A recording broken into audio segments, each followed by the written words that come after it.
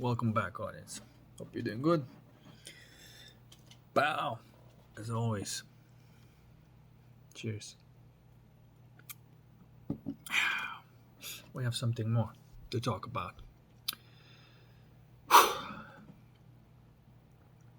So, today I want to talk about this fundamental faculty of consciousness. The, the primordial or the first perspective. At which level the actual change in alchemy takes place. And a few things I want to mention about this. That it appears through my own discovery, I found out that there are 4 functions of that faculty. See, because nothing is cast in stone right now. I'm just still exploring and making sure. I create the hypothesis, I test it out, see if it really stands, and if it does, then I leave it. And I'm building like this the entire thing through direct observation. So I found that there is this capacity, there's this faculty of your consciousness that you may call listening. So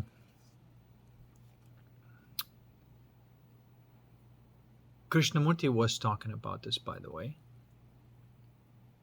He was always using the word see and listen without trying to change anything. Just listen. And then there's a faculty of your consciousness of listening in. And whenever you're listening in,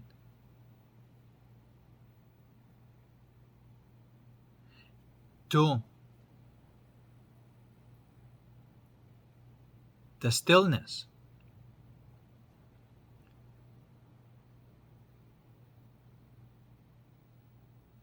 and you may need to listen for quite some time before you quote unquote start hearing the stillness, not the gap in between the motions. At this point, we're not talking about the sound. There is a type of listening of the energy. You're listening to the energy.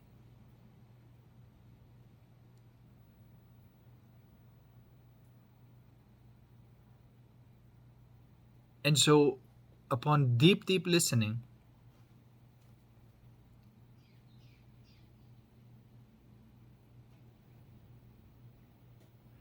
you become that, I suppose, like primordial ear, the void,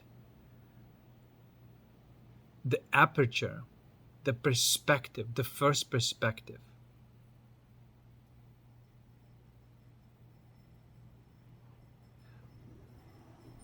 And so there, anybody can do this. The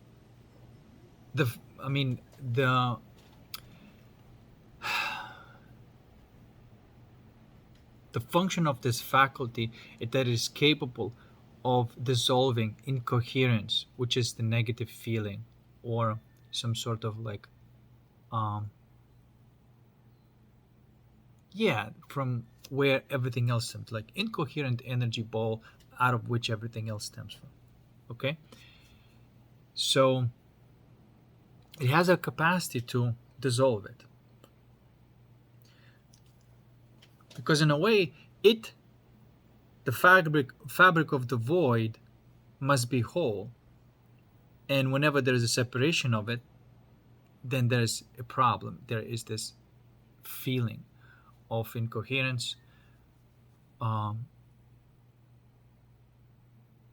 angst, or whatever you want to call it, which is at the root of your existence. Okay? So the first faculty I'm saying is listening. It is deep listening with your heart. And it's a type of energy listening. And you always want to be in this type of energy listening mode. Whenever somebody's interacting with you, you're listening. Whenever you're walking around, you're listening. That is your primary faculty. Always listening.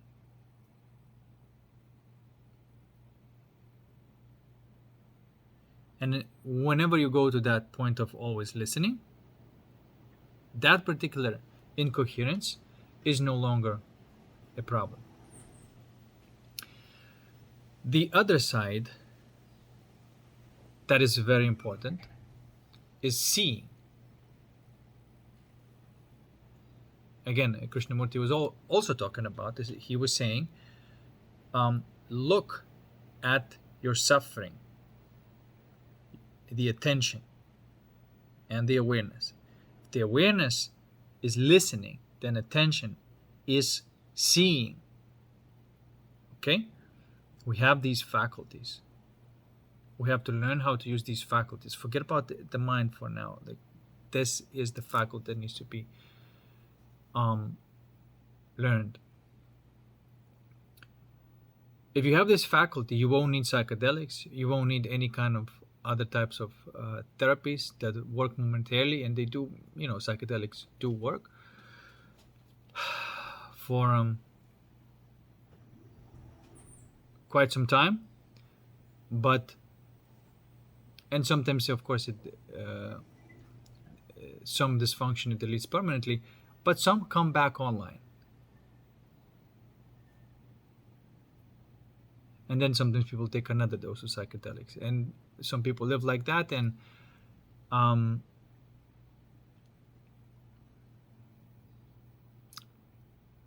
okay, they can live like that, but they have not learned this faculty yet. So it's a bit like a borrowed and assisted conscious living through the heart. It's assisted with psychedelics. It's better than none at all, but it is not your doing. Okay, this is why my suggestion is to take it easy with psychedelics. And another reason why it's a good idea to sort of legalize psychedelics, because then they could be administered through like good advice and right type of control, right? You cannot have freedom without boundaries, right? There are certain principles that you have to follow. You don't want to steer off of it. And so that's a good idea that people who are as cutting edge as possible to this would create these structures according to which that is being consumed in the right way. And hopefully not to make people dependent on it, but just to clear the consciousness, they have the capacity to go to this primordial perspective and continue live life by learning the capacity of your consciousness and how to handle those things without depending on psychedelic. To me, that would be ideal. Psychedelics does have a role.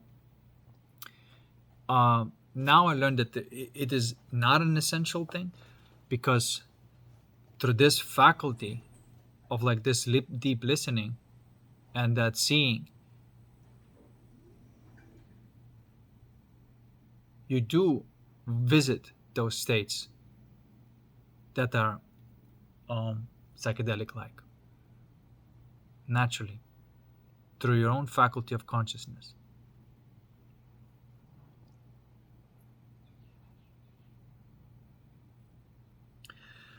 So now we talked about the listening and the seeing. And there's few things that you could help a person to listen.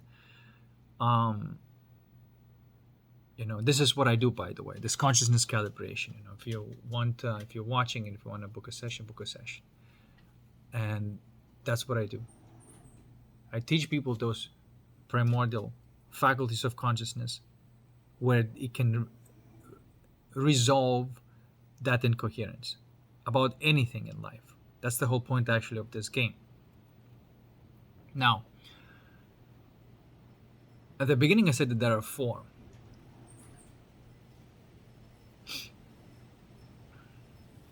Okay? And I'm adding those two through my observation because those four must be used in conjunction with each other. Like the faculty of listening and seeing, when it's between seeing and listening, then there's this liminal space. Okay? That's the resolution of the challenge that was there. And you're in that liminal coherent space. Okay? Now,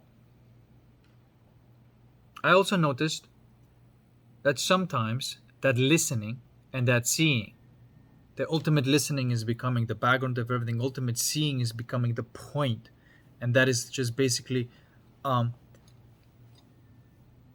becoming attentive of the source of the source. So this is just like following through the eye of a needle. That's what Jesus meant.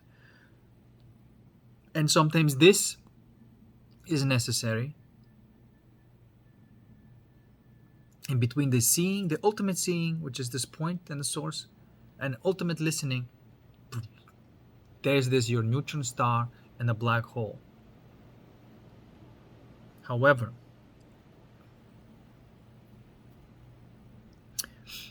it appears that there's two more capacities of this faculty of consciousness.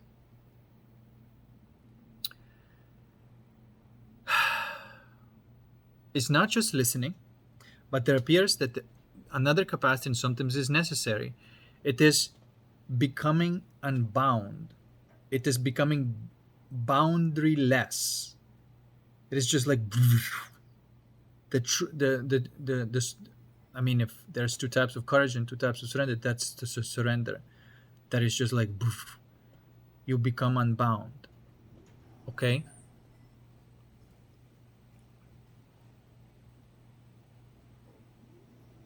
It's a type of melting.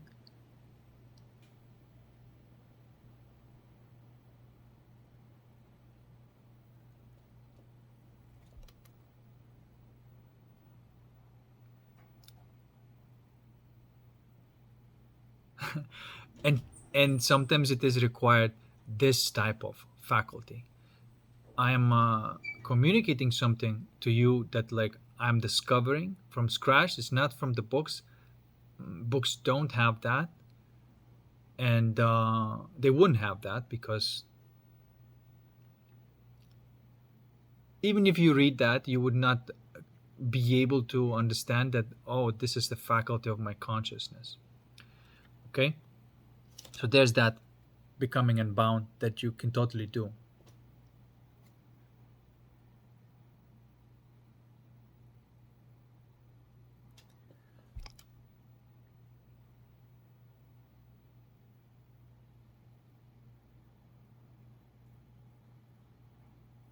Okay? I'm certain of those because as I'm saying this, I am using them. And the fourth, going back into the courage, the seeing side, is sort of like the opposite of becoming unbound. And you are becoming more centered. It is no longer the same thing becoming the point of the source. It is a type of crushing type of energy. You got to get your shit together. There's the capacity of consciousness, you can call it getting your shit together, right? You got to take that as well. And you're playing with this Prima Materia, this primordial energy, in order to bring it back into this coherent whole. And that at this point, that's what I would say I have not discovered anything else besides that, but this is the 4 faculties that I've been using to keep that prima materia in a plasma state.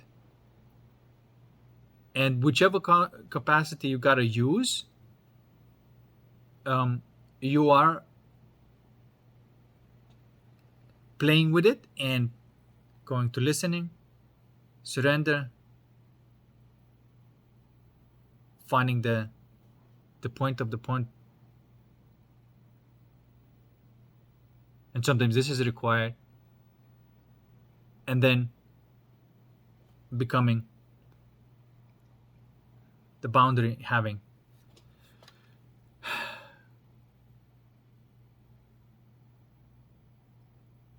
This boundary having thing, it is a type of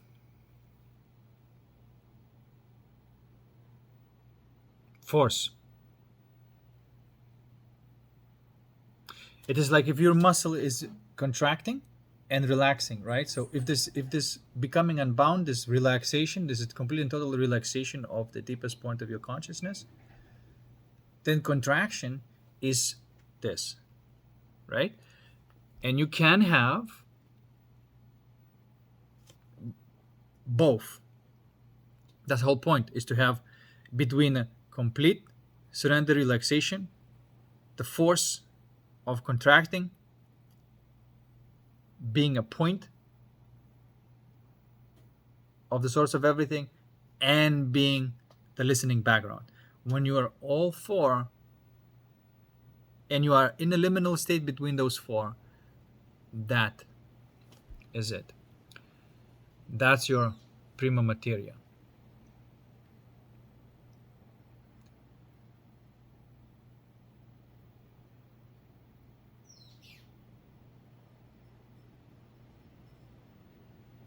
Okay?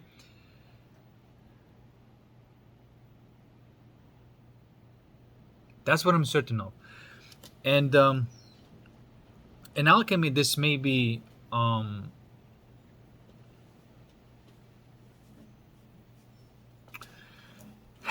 alchemy, this may be looked at as elements, right? In order to become the ether or the plasma,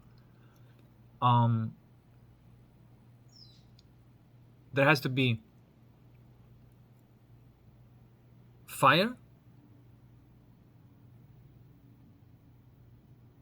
which I would call that seeing and the source of everything.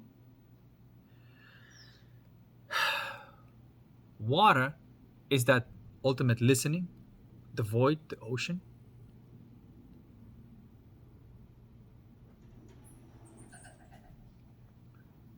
Air is that surrender to becoming air, light as air. And earth is when you're becoming gravitational and solid. So there you go. You got this gravitational and solid, and the center of it. And that's it. And at this point, that's the best that I can describe. And as I'm talking, I am using those states of consciousness to play with this in order to bring into this plasma prima materia state.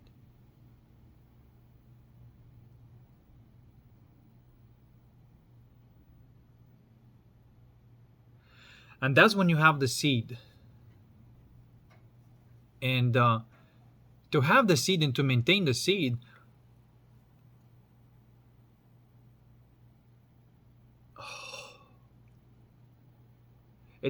it is an art form, I have to say. First of all, to be able to discover that you have that faculty of consciousness, then to keep on using it and becoming more and more in tune and better at it. Then you discover there's more of them, and then you discover that there's a balance between the 4. And then you discover that it is you. It is basically you becoming the void or the background of everything, you becoming the air of this,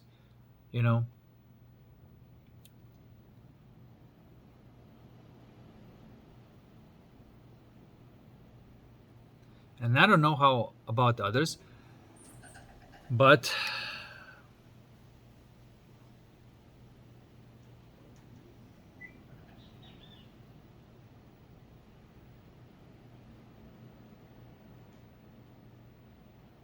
navigating between those four, not two, is this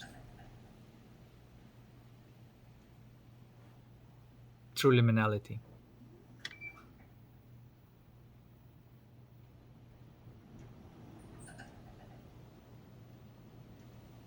And when you know this, you can even recognize the way the challenge feels. And then you recognize, oh, the challenge feels quite like this. It needs this. You give that and you calibrate it.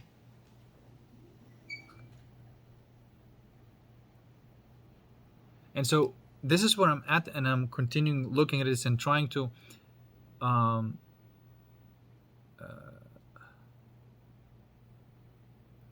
honestly, I'm trying to master it. I'm trying to look even more, and so this game would be effortless and easy. And so I can recognize, oh, this is a type of state. It needs this. You give that. Oh, this is type of state. It needs this. You give that.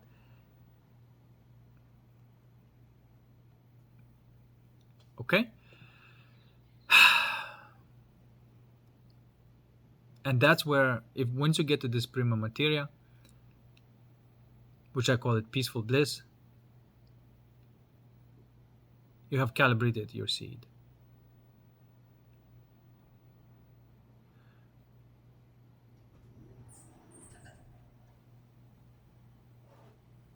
Now, going in a theurgy game,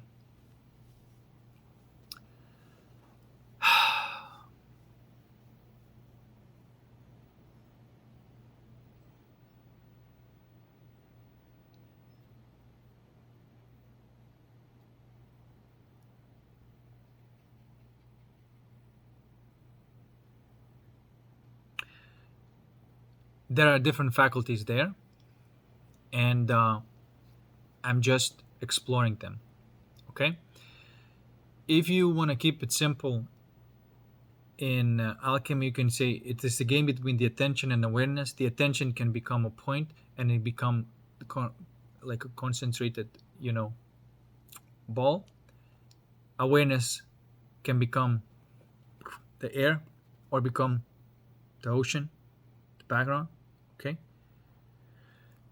And if you're going now into theurgy, you're seeing that the same principles, the same two principles of yin and yang, can also have a type of uh, different faculties. It's the same principle, but it's a different faculty, and it is not for the purpose of deriving prima materia.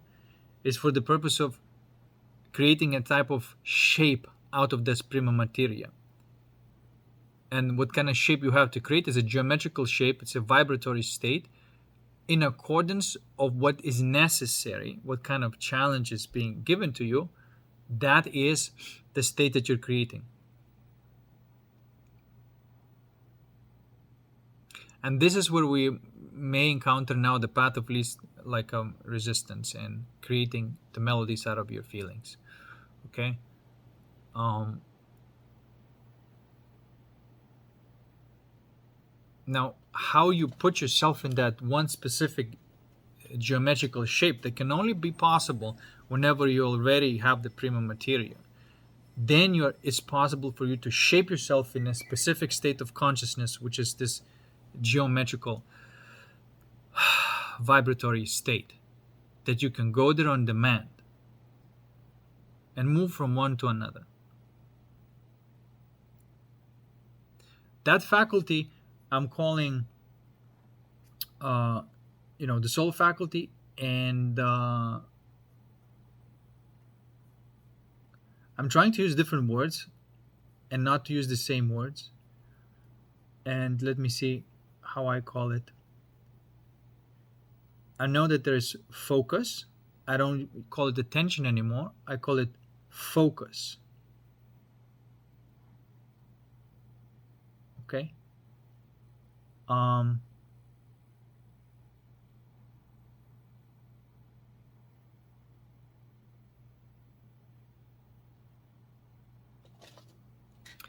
When focus and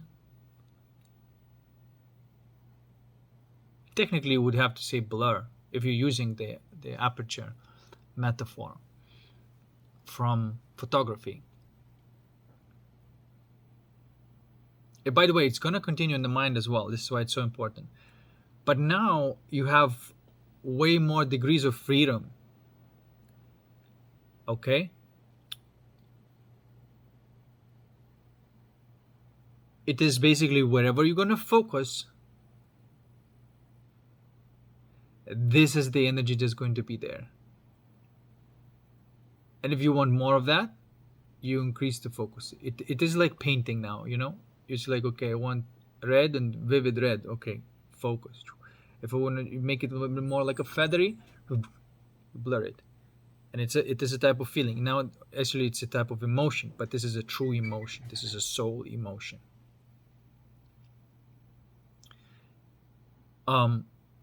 Which is not the emotion that you usually feel, which is sometimes the mind emotion, you know? And this is what I realized, that there are indeed, you know, these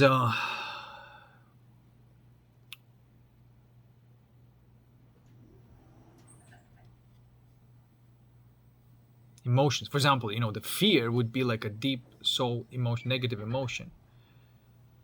Excitement or thrill, that would be the deep soul positive emotion, you know. And then the anxiety would be like the mind type of emotion, stuff like that. I'm building this model to make sure that it's correct and consistent, and that's exactly how it works and can be observed in physics and astrophysics. These things must be observed. And within your own consciousness, which, by the way, this is, of course, where I get all the information. So now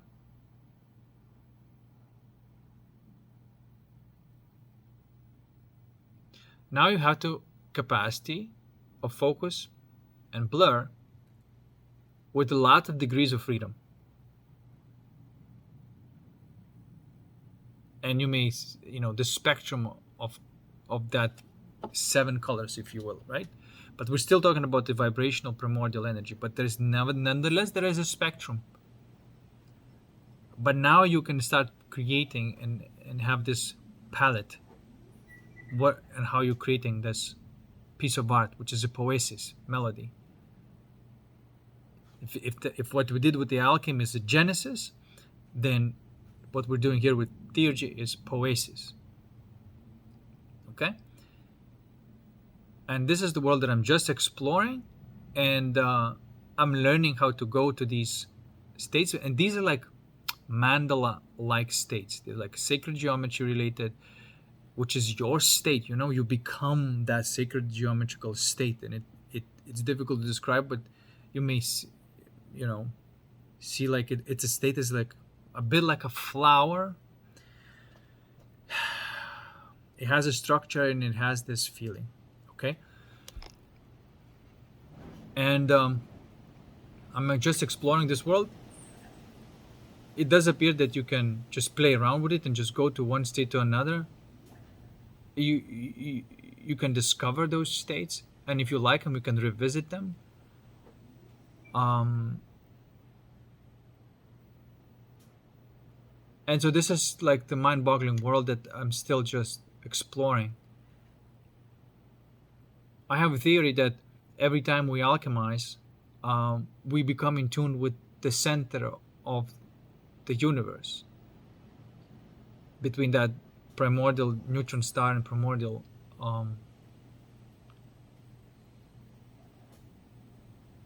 black hole. And then every star is basically like that eye of neutron star, and that black hole is like being focused on one particular star. Technically, it's focused on all of them because they're connected like that, and they send the true primordial light that is not visible but the strongest one to all of these stars, and then they are vibrating like these colorful patterns that like a flower, and each of that star is a state of consciousness.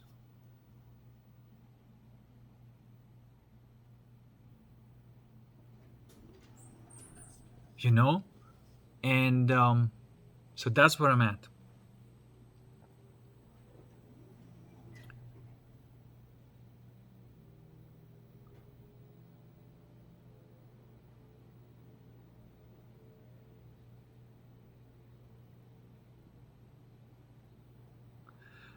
And so,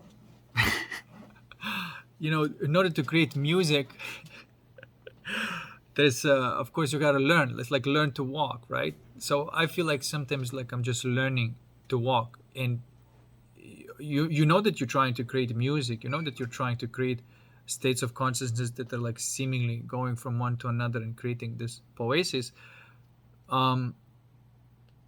but at the beginning it may be quite clumsy because I'm still just trying to learn this capacity of this focus and blur of my soul.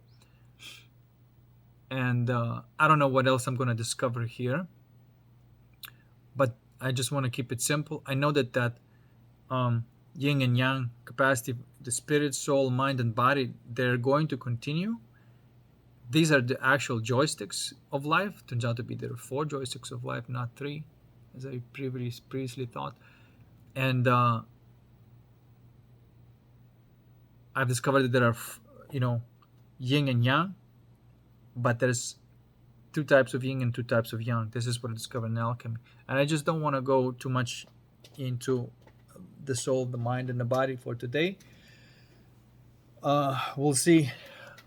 This is plenty. Just to be able to distill the prima materia in this ethereal state, and then just create any kind of flowery state, this is like already massive, And then there is a desire. The first desire, primordial desire of the spirit, is to become this prima materia, plasma. Then the second one is to become a shape that is appropriate for that particular challenge. That there's a desire to create some sort of melody out of yourself, to answer that riddle, if you will, right? And only this particular melody would unlock it. And then when it unlocks it, there's this enjoyment there. Okay.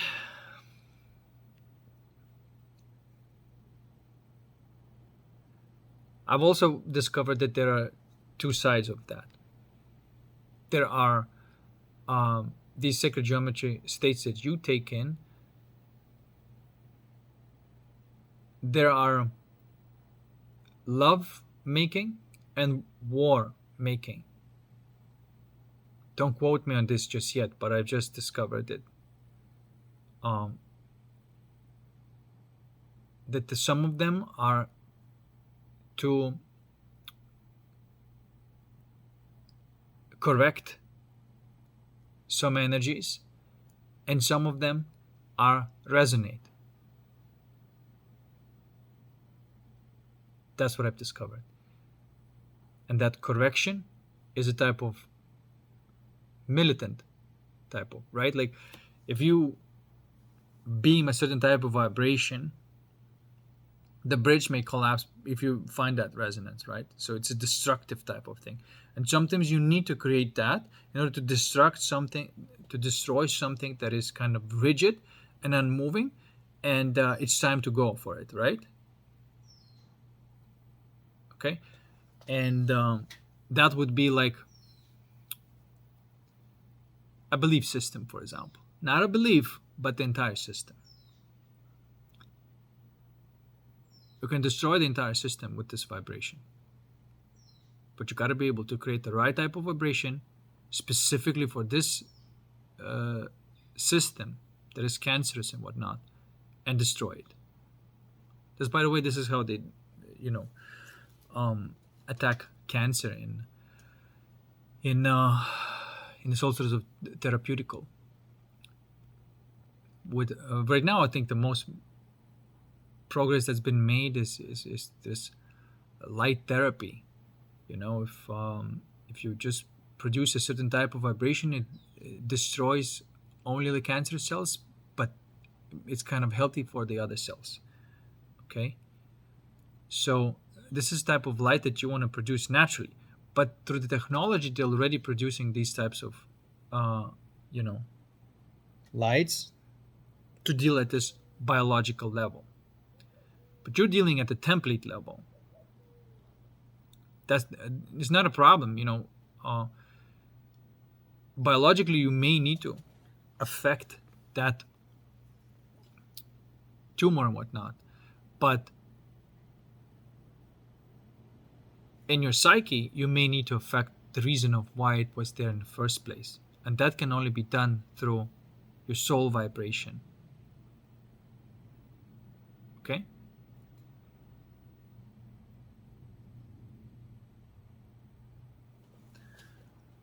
so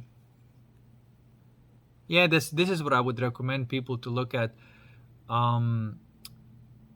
Light therapy research, this vibration, light frequency, I don't know how it's called, but some sort of anything to do with frequency, vibration, energy, just like Tesla said, to have these types of non-invasive surgeries that are very highly selective of what you're trying to accomplish in your body.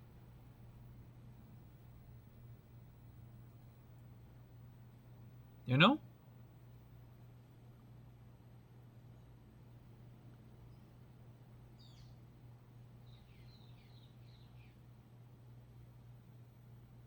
would like to see a surgery changing into this that is not brutal, because I think we live in the 21st century, and if you still need to use a knife to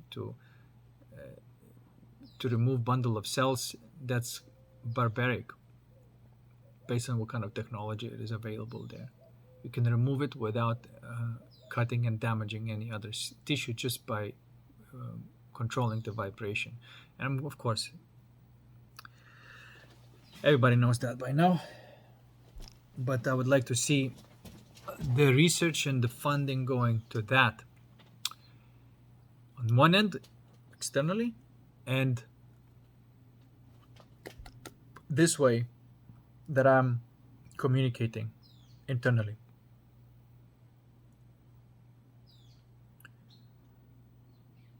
Using the principles of frequency, energy, and vibration. Right? Right. All right, guys. 38 minutes. We're gonna leave it here.